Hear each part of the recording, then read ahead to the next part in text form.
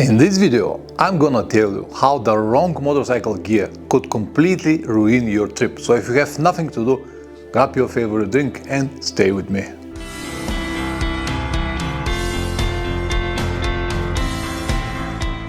Welcome back. It doesn't matter how expensive your gear is, it might still ruin your trip. For example, if you don't have the right model or if you make the wrong combination. This will lead to some not so comfortable moments that might kill your experience. It also might cause some serious situations. For example, riding in the cold days with wet feet, or overheating during the summer, or an inability to make some maneuvers because your gear is too tight and restricts your movements. Don't get me wrong, riding gear is very important and it might save even your life, so please never ride without it, but make sure that you have the right model or the correct combination that works the best for you. Don't become a victim of advertisement, marketing tricks or words from popular influencers. Always test the gear by yourself. You need your personal experience with it. Because we all have different body shapes and what is best for one could be a nightmare for another. As you know, or maybe you don't, but I use Revit gear for years and I love it. They even became my sponsor because I used it and love it for many years. But even though I have the impression that they built all of their suites for short and fat people. So I need to make a different combinations to match to my sizes. For example, all of my jackets, and I have almost every model of Revit here in the garage, all of my jackets are triple XL and the pants are only XL.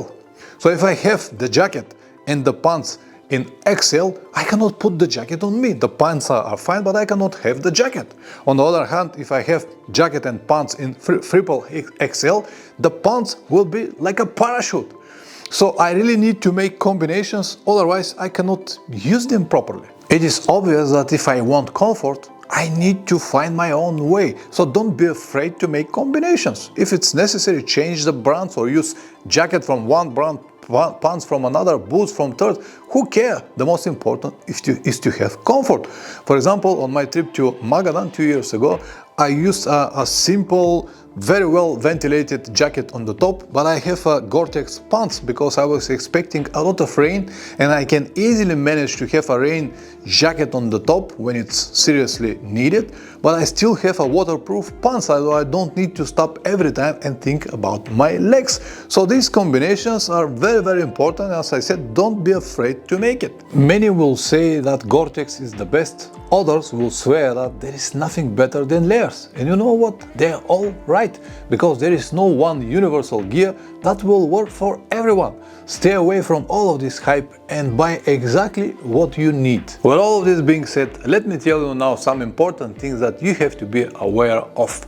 Number one, nothing lasts forever. Just because you bought an expensive suite for $2,000 does not automatically mean that it will last for many years and it will be always perfect. Especially if you ride a lot and if you combine it with some off-road miles and bad weather conditions, I will say that the maximum longevity of that suite, that expensive suite that you bought, will be no more than 2 years. On a long trips, you're gonna face many different riding conditions: rain, dust, sand, snow, mud, anything in between, or everything at the same time. So for many days, many weeks, many months, your gear will be exposed to all of these different weather and road conditions. So all of this will stick into your gear and you won't be able to clean it anymore. You might say that just because you plan to wash it regularly, this will extend the life of your gear, but it is exactly the opposite. All of these chemical materials that are found in wash powder or any material that you use to wash your clothes will destroy it even faster. But even without it, all of this dust and mud, as I told you already, goes into the zips, into the vents, and actually clog the membranes, and slowly but surely, after 2-3 years, the membranes will be destroyed. So your jacket and your pants will not be breathable or waterproof anymore. And it doesn't matter how much you like to be the opposite, it is not going to happen, because, as I said, nothing lasts forever. Another important moment to consider is that if you have an accident and if you hit the ground even on low speed, it's more likely that you will damage your riding gear, as it happened with me last year in South America. So it is something that might happen. and it's more likely that it will happen if you travel long enough. Number 2, freezing or overheating. These are only two from many different consequences that you might have because of the wrong gear choice.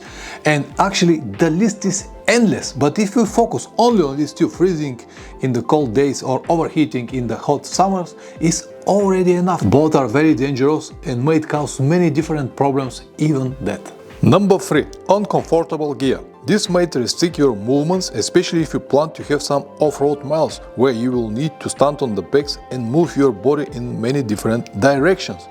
If the gear is too tight or does not have good ventilation, it might force you to remove it and ride it without it, as I have seen many people do it in the jacket, tighten it on the back seat. On the other hand, if the riding gear is too big and loose, the protectors won't stay in the places they are supposed to be, and they'll be pointless in the case of accident. Number 4, layers might be a problem, especially on the long trips. I know that many of you love it and you will defend it, and I know that layers works perfectly when you're aware what kind of weather conditions you're going to face. But on long trips it's not like that, because you never know what will be tomorrow, or in some situations, like my trip to South America last year, the weather was changing basically every 10 or 15 minutes.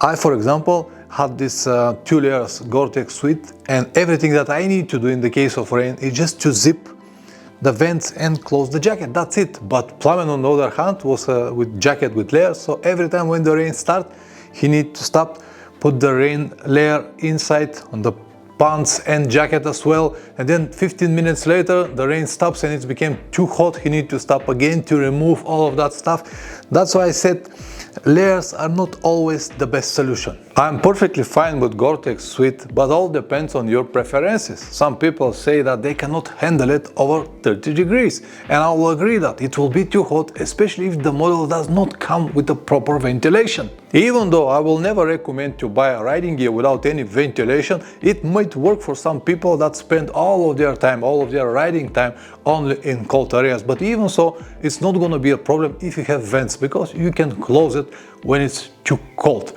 On the other hand, as I said, I'm perfectly fine with Gore-Tex. Even on 35, 38 degrees I'm fine. If it's go above that, 40 and more, the only solution to protect your body from the heat is to insulate it from the heat, which is mean to close all the zips, all vents, everything. And in that situation, Gore-Tex or just normal layers, it doesn't matter, because the effect will be exactly the same. Number 5, any riding gear, it's a compromise. It might be the safety, the comfort, the quality, or how it looks, as I already gave you the example with Revit gear, made for short and fat people. You cannot have everything at the same time, or at least this is what I have learned from my experience. Too much safety will compromise the comfort.